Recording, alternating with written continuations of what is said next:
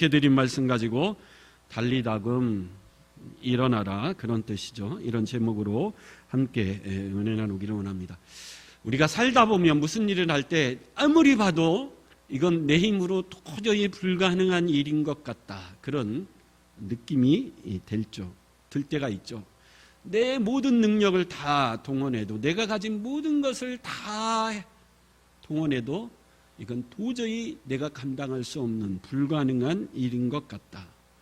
그런데도 불구하고 해야 될 때 마음에 왠지 모르는 불안감이 있죠.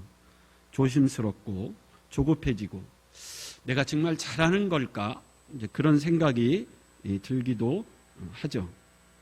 또 이러다가 모든 게 무너지면 어떻게 되나, 그런 불안함, 초조함들이 있을 것입니다. 오늘 본문에 등장하는 기드온이 그렇죠. 미디안 군대가 13만 5천의 군대를 데리고 쳐들어왔습니다. 근데 하나님이 기드온에게 찾아오셔서 내가 너를 사사로 세웠으니 나가 미디안과 싸워 이스라엘을 구원하라. 근데 기드온 입장에서는 나는 한 번도 전쟁에 나가본 적도 없고 싸워본 적도 없는, 그저 시골에서 농사짓는 평범한 그런 농부에 불과한데 나보고 나가서 13만 5천의 미디안 군대와 싸워 이 나라를 구원하라. 기드온 입장에서는 도저히 하나님의 이 말이 믿어지지가 않는 거죠. 그래서 표징을 좀 보여주십시오. 내가 마음이 불안하니까 믿지 못하겠으니 하나님 표징을 보여주십시오. 그랬더니 하나님의 사자가 재물을 가지고 와라. 그래서 기드온이 재물을 가지고 왔죠. 반석 위에 올려놓고 그 위에 국을 부어라. 물을 부으라는 거죠. 그래서 재물을 반석 위에 올려놓고 국을 부었습니다. 그랬더니 그 반석에서, 돌에서 불이 나와 그 재물을 흔적 없이 깨끗하게 태우는 그런 표적을 기드온에게 보여주셨습니다. 근데 그것 가지고는 기드온이 마음이 놓여지지가 않죠. 그래서 사사기 6장 36절에 보면 양털 한 줌을 가지고 하나님을 2번을 시험을 합니다. 하나님이 그 시험도 다 받아주셨죠. 그런데도 불구하고 기드온은 마음이 놓이지 않습니다. 여전히 불안하고 초조하고 여전히 신뢰가 가지 않습니다. 왜냐하면 쳐들어온 미디안 군대는 13만 5천 명이고 저 미디안과 싸워 군인으로 모일 수 있는 사람은 다 모여봐라. 모였더니 모인 인원이 3만 2천 명밖에 되지 않죠. 3만 2천 명 가지고 어떻게 저 13만 5천의 군대와 싸울 수 있을까? 근데 더 황당한 것은 하나님은 참 대단하시죠. 그 3만 2천 명을 몇 명으로 줄이시죠? 줄여서 300명으로 줄이시는 거예요. 하나님도 너무하시죠? 이 300명 데리고 나가서 13만 5천의 미디안 군대와 싸우라는 거예요. 기드온 입장에서는 해도 너무합니다. 3만 2천 명도 적은데 어떻게 줄여서 300명 데리고 나가서 싸우라 그럽니까? 이건 너무 황당한 일입니다. 그래, 하나님이 명령하셨으니 어금니 깍 깨물고 300명 데리고 나가서 한번 싸워볼까? 여러분, 이런 생각조차도 사실은 하기도 어려운 상황이거든요. 3만 명도 부족한 숫자인데 여러분 어떻게 300명 데리고 13만 5천과 나가 싸울 수 있겠습니까? 요즘같이 뭐 핵무기나 최첨단 무기가 있다 그러면 모르겠는데 고대 옛날의 전쟁은 사람이 칼을 가지고 사람과 사람끼리 부딪혀 싸우는 육탄전이죠. 그래서 고대의 전쟁은 군대의 숫자가 누가 많냐, 이게 싸움의 승패를 중요하는 가장 중요한 요인이었어요. 근데 기드온 입장에서는 아무리 생각하고 또 생각해봐도 이건 도대체 말이 안 되는 상황입니다. 물론 7장 2절에 보면 하나님이 300명으로 줄이신 이유가 나타나 있죠. 그 숫자로 이기면 스스로 자신들의 능력으로 승리했다고 자긍할까봐, 교만할까봐 3만 2천 명을 데리고 나가서 싸우면 야, 그래도 우리가 3만 명이나 모였으니 이 3만 명의 군대가 싸워 이겼다. 이렇게 스스로 자긍하고 교만할까봐 숫자를 300명으로 하나님이 줄이셨다라는 거죠. 근데 그건 하나님 입장이고 기드온 입장에서는 이건 도저히 저렇게 메뚜기 떼같이 많은 미디안 군대와 싸운다라는 것은 불가능한 일이죠. 여러분, 저와 여러분들이 기드온이라면 어떤 심정이 들겠습니까? 이루 말할 수 없는 참담한 심정이 들 것입니다. 아무리 하나님이 찾아오셔서 하나님이 나를 사사로 세우셨고 하나님을 3번 시험해서 표징을 3번이나 확인해 봤다고 해도 두려운 건 두려운 것이고 황당한 건 황당한 것입니다. 우리도 그렇죠. 우리도 믿음 생활 하다 보면 이건 분명히 하나님의 뜻이야. 그래서 순종해야 돼. 그렇지만 환경이 너무 만만치가 않은 거죠. 내 삶이, 내 환경이 아무리 이것이 하나님의 뜻이라고 명백히 내가 깨달았을지라도 그 말씀에 순종하기에 내 삶의 환경이 너무 어렵고 힘들면 고민되고 고민되는 것, 그것이 사실 우리의 현실입니다. 그만큼 우리는 연약하고 부족한 존재이고 우리가 맞서야 될 세상은 우리가 감당하기 힘든, 너무 힘든 세상 가운데 우리가 살아가고 있기 때문에 그렇죠. 근데 하나님은 그런 기드온을 책망하지 않으셨어요. 여전히 두려워하고 불안해하고 주저하고 있는 기드온에게 한 번 더 미션을 주시죠. 9절에 보면 기드온 일어나서 적진을 향해 가서 한번 정탐을 해보라는 거예요. 근데 기드온 입장에서는 이 정탐도 사실은 탐탁치가 않습니다. 왜 그렇죠? 적진을 정탐하러 갔다가 붙들리면 싸워보지도 못하고 죽을 수 있으니까 뭐 정탐하러 갔다 오라? 이것도 기드온 입장에서는 별로 그렇게 탐탐치 않은 하나님의 말씀이에요. 그러자 하나님이 또 그런 기드온을 보고 말씀하시죠. 10절에 보니까 너 혼자 가지 말고 부하 중에 가장 담력 있고 용기 있는 용사 한 명을 데리고 가라. 그래서 그 사람의 이름까지 콕 집어서 말씀해 주시죠. 부라라고 하는 부하 한 사람을 데리고 같이 가서 정탐을 해라.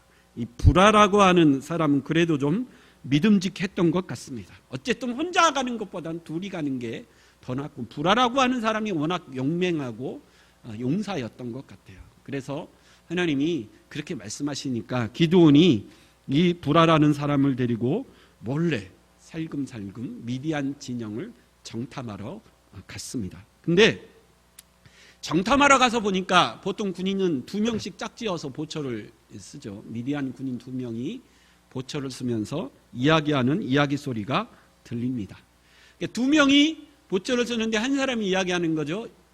이봐, 내가 어젯밤에 꿈을 꿨는데 그 꿈이 참 희한한 꿈이야. 무슨 꿈인데 어젯밤 내가 꿈을 꾸는데 보리떡 한 덩이가 우리 미디안 진영으로 굴러 들어와서 한 장막을 쳐서 무너뜨렸는데 그 장막이 그 보리떡 때문에 무너지고 쓰러지더라. 이 꿈을 꿨는데 이 꿈이 도대체 무슨 꿈일까? 근데 같이 보초를 서던 군인이 즉시로 그 꿈을 해석해 줍니다. 그 꿈은 다른 것이 아니고 그 보리떡은 누구를 상징한다고요? 이스라엘의 기드온을 상징하는 거야. 그 기드온이 보리떡이 미디안 군대의 장막을 쳐서 무너뜨렸던 것처럼 그 기드온이 우리 미디안 군대를 쳐서 몰살시키는 꿈이야. 왜냐하면 하나님이 우리 미디안 군대의 모든 것을 기드온 손에 맡겼기 때문에 기드온은 여호와의 아주 예리한 칼 같은 무기야. 그렇게 꿈을 해석해 주는 거예요. 여러분 참 희한한 일이죠. 왜 희한합니까? 기드온이 정탐하러 갔는데 마침 보초를 쓰는 2사람이 무슨 얘기를 하는 거예요? 꿈 얘기를 하는 거예요. 여러분 이게 시간이 너무 기가 막히지 않습니까? 아니, 여러분이 1, 2분만 늦게 갔어도 그 얘기를 못 듣는 거죠. 근데 어떻게 기드온이 정탐하러 갔더니 그 보초 서는 군인이 마침 그 기가 막힌 타이밍에 그 기가 막힌 꿈 얘기를 하느냐. 우리가 사진을 찍다 보면 여러분 눈을 감고 찍히는 사진이 있죠. 근데 이게 굉장히 신기한 일이라 그러죠. 사람이 한번 눈을 깜빡거리는데 시간이 몇 초 걸린다 그러죠? 40분의 1초. 1초도 아니고 눈을 한 번 깜빡거리는데 40분의 1초 걸리고, 사진을 찍을 때 셔터를 누를 때 시간이 얼마 걸린다 그러죠? 1초도 아니고 20분의 1초 걸린다 그래요. 그래서 여러분, 눈을 깜빡거리는데 40분의 1초 걸리고 카메라 셔터를 누르는데 20분의 1초가 걸리는데, 그 기가 막힌 타이밍이 맞아야 눈을 감고 사진이 나온다라는 거예요. 그래서 일부러 찍으려면 이게 도저히 불가능하다 그래요. 우연히 찍혀야 찍힐 수 있는 사진이라 그렇다 그러죠. 여러분, 기드온이 하나님의 말씀에 순종해서 정탐하러 갔는데 그 기가 막힌 타이밍에 꿈 이야기를 하고 듣는 거예요. 근데 더 기가 막힌 건 무슨 일이죠? 미디안 군인이 꿈을 얘기하니까 그 옆에 있는 사람이 그 꿈을 어떻게 해주죠? 해석해줘. 여러분, 꿈을 해석할 수 있는 능력이 여러분 있습니까? 없습니까? 네. 저는 있습니다. 저는 모든 사람들이 꿈 얘기를 하면 제가 정확히 해석해 줍니다. 다 개꿈이에요. 구약시대에는 하나님이 꿈으로 우리에게 계시하시고 꿈으로 우리에게 말씀하시지만, 신약시대는 그런 시대가 아니고, 신약시대는 오직 뭐로 말씀하시죠? 말씀으로만 말씀하시기 때문에 저는 꿈에 대해서 명확히 해석해 줍니다. 다 개꿈이야. 근데 여러분, 꿈을 해석할 수 있는 능력은 아무나 갖고 있는 게 아니죠. 아무리 구약시대라고 해도. 근데 보초를 서고 있는 평범한 군인이 꿈 이야기를 듣자마자 그 꿈 이야기를 정확히 해석해 주는데, 기드온이 듣기에 너무 깜짝 놀랄 해석을 하는 거예요. 여러분, 세상 사람들이 보기에는 이건 다 우연의 일치라 그러지만 우리가 믿음으로 보면 다 하나님의 섭리인 줄 믿습니다. 두려움 가운데 주저하고 있고 불안한 가운데 떨고 있는 기드온을 하나님이 일으켜 세우시기 위한 하나님의 일하심인 줄 믿습니다. 정탐꾼의 가장 유명한 것은 여리고 정탐꾼이죠. 여호수아가 가나안 땅을 정복하기 위하여 여리고에 2명의 정탐꾼을 보냈는데, 정탐이라고 하는 것은 전쟁을 앞두고 주로 목적이 뭐죠? 적군의 동향, 적의 군대가 얼마나 되고 무기가 얼마나 되고 또 적이 어떤 전술로 공격해 올지, 그런 지피지기면 백전백승이라 적의 군대의 상황을 파악하기 위해서 보내는 게 정탐인데, 근데 이 여리고 정탐꾼은 그들이 의도한 것과는 전혀 다른 정탐을 하고 돌아오죠. 무엇을 정탐했습니까? 우리 여호수아 2장 8절에서 11절 말씀 한번 읽어보겠습니다. 시작. 또 그들이 눕기 전에 라합이 지붕에 올라가서 그들에게 이르러 말하되, 여호와께서 이 땅을 너희에게 주신 줄을 내가 아노라. 우리가 너희를 심히 두려워하고 이 땅 주민들이 다 너희 앞에서 간담이 녹나니, 이는 너희가 애굽에서 나올 때에 여호와께서 너희 앞에서 홍해물을 마르게 하신 일과 너희가 요단 저쪽에 있는 아모리 사람의 2왕 시온과 옥에게 행한 일, 곧 그들을 전면시킨 일을 우리가 들었음이니라.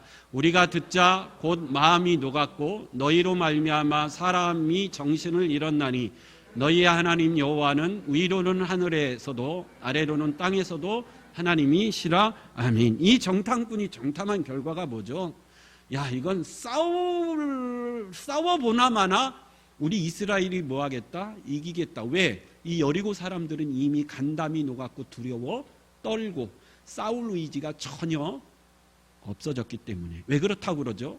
40년 전에 하나님이 홍해를 가르신 그 사건을 지금도 잊지 않고 여리고성 사람들이 그 사건 때문에 간담이 녹고 두려워 떨고 있다라는 거예요. 그래서 이 2명의 정탐꾼의 정탐의 결과는 뭐죠? 이 싸움은 하나만 하다. 하나님이 우리로 하여금 이 전쟁은 반드시 뭐하게 하신 것이다? 이기게 하신 것이다. 근데 놀라운 것은 40년이 지났는데도 그 사실을 잊지 않고 그 사실 때문에 두려워 떨고 있다라는. 여러분, 우리나라에 40년 전에 무슨 일이 일어났을까요? 기억조차 안 나죠? 근데 홍해를 가르는 사건이 얼마나 충격적이고 어마어마한 사건이었냐면 여리고성 사람들이 40년이 지났는데도 그 사실을 잊지 못하고 그 사실 때문에 여전히 지금도 두려워 떨고 간담이 녹아 있었다는 거죠.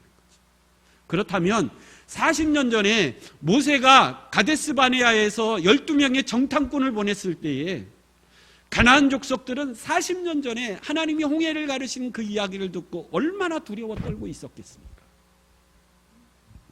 그때 들어갔으면 이스라엘 백성들은 가나안 족속과 싸우지도 않고 그 땅을 차지할 수 있었습니다. 그만큼 가나안 족속들은 두려움에 떨고 있었다는 거죠.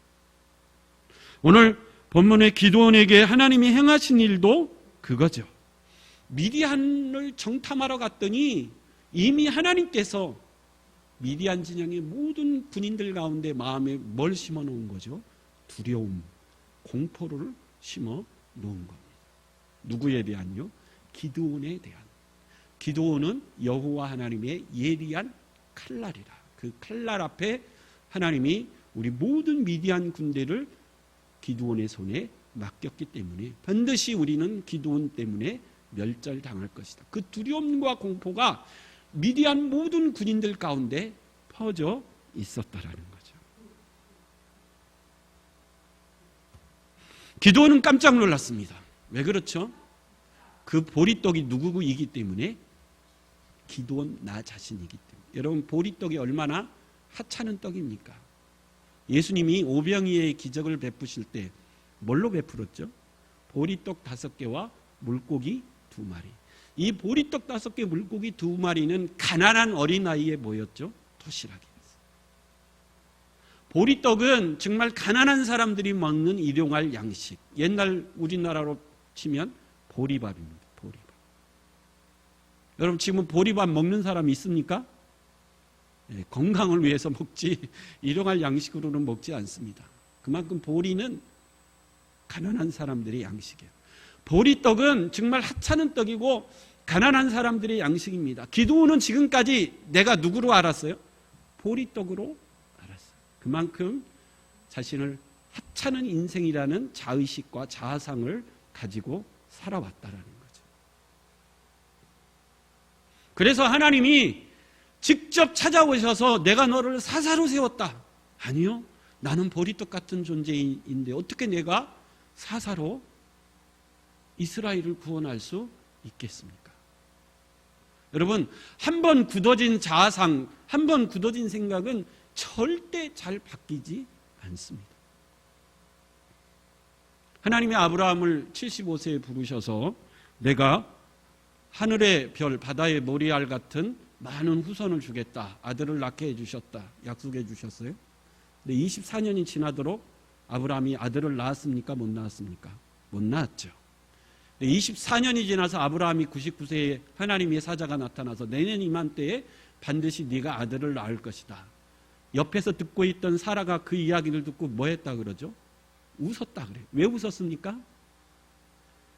지금까지 살아오면서 마음에 굳어진 확신이 있어요. 무슨 확신이죠? 나는 아이를 못 낳는다. 정말 굳은 확신이 있습니다. 24년 전에 하나님이 내 남편 아브라함에게 찾아오셔서 아들을 낳을 것이다 약속하셨을 때 그래도 일말의 희망을 가지고 있었는데 24년이 지나도 아이를 낳지 못하니 사라의 마음속에는 너무너무 굳은 확신이 있죠. 나는 아이를 낳지 못한다. 그래서 24년 만에 여호와의 사자가 와서 아들을 낳을 것이다 그러니까 사라가 뭐 했다고요? 픽 웃었다. 여러분, 보리떡 같은 기드온, 하찮은 농부에 불과했던 기드온에게 하나님이 내가 너를 사사로 세웠으니 나가서 나라를 구해라 그럴 때 기드온이 뭐 했을까요? 픽 웃었다. 왜요? 나는 뭐 같은 존재이기 때문에 보리떡 같은 하찮은 존재인데 내가 어떻게 나라를 구할 수 있습니까? 그러나 우리 예수님은 어린아이의 그 가난한 보리떡 5개로 5,000명을 먹이고도 12광주리를 남길 수 있는 그런 기적을 행할 수 있는 분이 바로 우리 하나님이고 전능하신 우리 주님이신 줄 믿습니다.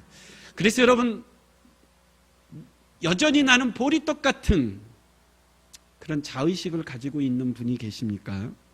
나는 머리가 똑똑하지 못해서 공부를 잘 못했어. 나는 나이가 늦도록 결혼을 못했어.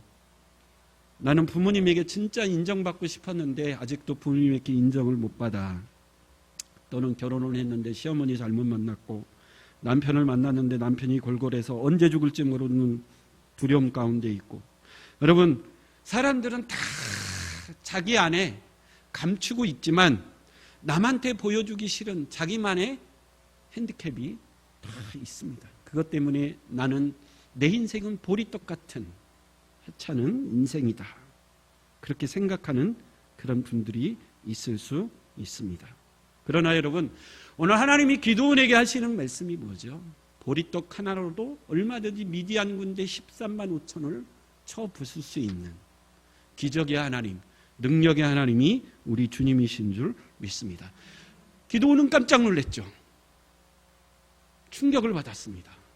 자의식의 변화가 일어났죠.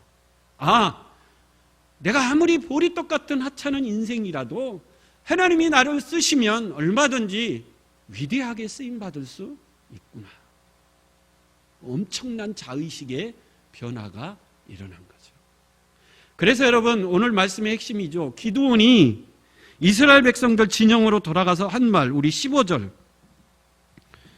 한번 읽어보겠습니다. 15절 시작. 기드온이 그 꿈과 해명하는 말을 듣고 경배하며 이스라엘 진영으로 돌아와 이르되 일어나라. 예, 기드온이 이스라엘 진영으로 돌아와 뭐라고 외치는 거죠? 일어나라. 달리다 굼 할 때 굼, 히브리어로 일어나라, 쿰하라는 거예요. 여러분, 일어나라는 말은 부활 용어입니다. 죽음의 권세를 깨고 뭐하라는 거죠? 일어난다라. 죽은 소녀에게 달리다 굼, 소녀에 일어나라 그랬을 때 죽음의 권세를 깨고 일어나라, 쿰하라는 거예요. 이 말은 하나님이 먼저 일어났다라는 말이죠. 예수님이 십자가에 못 박아 죽으셨지만 예수님이 먼저 죽음의 권세에서 죽음을 깨고 쿰하셨다라는 거예요. 일어나셨다라는 거예요. 우리 주님이 일어나셨으니 너희도 뭐하라는 거죠? 이제 일어나라는 거예요. 그래서 성경에는 정말 많은 쿰, 일어나라는 말씀이 많이 나옵니다. 대표적인 이사야 60장 1절에 일어나 빛을 발하라. 어둠에 있던 너희들이여 이제 빛의 자녀가 되었으니 뭐하라는 거죠? 쿰하라는, 일어나라는 거예요. 또 누가복음 22장 45절에 겟세마네 동산에 졸고 있는 제자들을 향해 예수님이 뭐하라 그러죠? 시험에 들지 않고 쿰, 깨어 일어나 뭐하라는 거죠? 기도하라. 누가복음 7장 12절에 나인상 과부의 아들이 죽었을 때 예수님이 가까이 가서 그 관에 손을 대시고 뭐라 그러시죠? 청년아, 내가 내게 말하노니 뭐하라? 쿰해라, 일어나라. 그랬더니 그 청년이 죽음의 권세를 깨고 일어났더라. 우리가 잘 아는 사도행전 3장에 베드로와 요한이 성전 미문에서 구걸하던 안진뱅이에게 뭐라고 그러죠? 나사렛 예수의 이름으로 명하노니 뭐해라? 쿰하라는 거예요. 일어나라는 거예요. 그랬더니 그 안진뱅이가 일어나는 역사가 있었습니다. 잠언 6장 9절에 게으른 자여 내가 어느 때까지 누워 있겠느냐? 내가 어느 때까지 잠이 깨어 일어나겠느냐? 게으른 자여, 잠자는 자여 뭐하라고요? 일어나라는 거예요. 쿰하라는 거죠. 요한하나서 1장 6절에도 선장이 그에게 가서 이르되 자는 자여 어찌함이냐? 일어나서 내 하나님께 구해라. 여러분, 성경의 많은 곳에서 하나님은 뭐하라고 그럽니까? 일어나라 그래요. 일어나라고 하는 대상의 공통점이 뭡니까? 실패한 인생들, 병든 사람들, 낙심과 좌절 가운데 있는 사람들에게 주님은 지금도 외치고 있습니다. 뭐하라고요? 일어나라는 거예요. 성경에 많은 말씀이 있지만 그 중에 대표적인 두 말씀만 잠깐 살펴보고 마치겠는데, 우리 창세기 21장 18절 한번, 창세기 21장 18절 시작. 일어나 아이를 일으켜 내 손으로 붙들라, 그가 큰 민족을 이루게 하리라 하시니라. 하나님이 하갈에게 하는 말씀이죠. 뭐하라고요? 일어나라는 거예요. 아브라함이 하갈과 이스마엘을 쫓아냈습니다. 그래서 하갈과 이스마엘이 사막을 헤맸어요. 갈 데가 없지 않습니까? 근데 사막을 헤매다가 가지고 온 마실물이 다 떨어졌어요. 장렬한 태양, 전갈이 우글거리는 사막에서 이제 죽게 되었구나. 그래서 하갈과 이스마엘이 서로 화살거리쯤 되는 곳으로 떨어져 눈물로 통곡했습니다. 이제 죽는구나. 그때 여러분 여호와의 사자가 나타나서 하갈에게 뭐라고 그러는 거죠? 일어나라 하갈아. 쿰하라는 거예요. 왜요? 하나님이 살 길을 예비해 두셨다는 거예요. 그래서 일어나 내 아이의 손을 잡고 하나님이 열어놓으신 살 길을 향해 나아가라는 거죠.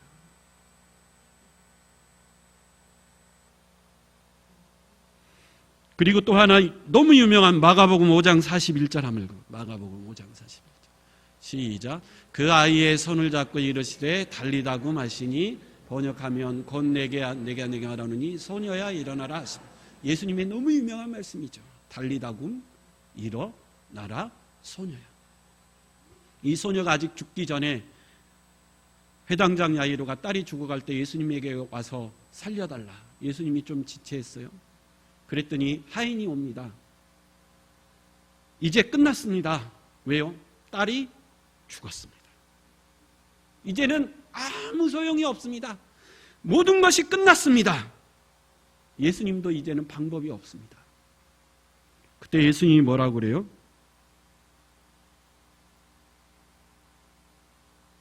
두려워하지 말고 믿기만 하라. 사람들은 끝났다. 아무 소용이 없다. 이제 아무 방법이 없다. 이제는 포기하는 것 외에 길이 없다. 그럴 때 예수님이 뭐라 그러죠? 아직 끝난 게 아니고 두려워하지 말고 오직 뭐하라는 거죠? 믿기만 하라는. 그래서 소녀야 내게 말하노니 뭐하라? 일어나라는 거예요. 쿰하라는 거예요. 그럴 때 죽었던 소녀가 다시 일어난 줄 믿습니다. 왜냐하면 예수님은 생명의 근원이 되시기 때문에. 여러분 지금도 우리 주님 말씀하시죠. 뭐하라고요? 일어나라는 거예요. 아무리 절망 가운데 있을지라도 죽었어요. 죽으면 끝 아닙니까? 그래도 우리 주님은 우리에게 말씀하십니다. 뭐하라고요? 일어나라. 여러분 기드온이 두려움과 절망 가운데 변하여 확신을 가지고 300명 절망 가운데 있는 300용사들에게 뭐하라고 외치는 거죠? 300용사야 이제 뭐하라? 일어나잖아요. 일어나라는 말은 명령한다라는 겁니다. 일어난다라는 말은 부활의 용어이기도 하지만 부응한다라는 의미도 있습니다. 영적으로 침체되어 있고 육적으로 절망 가운데 있을 때 다시 소생하고 재생되고 회복되고 부응하는 것. 그게 우리 주님이 말씀하시는 쿰이라는 거예요. 일어나라는 의미라는 거죠.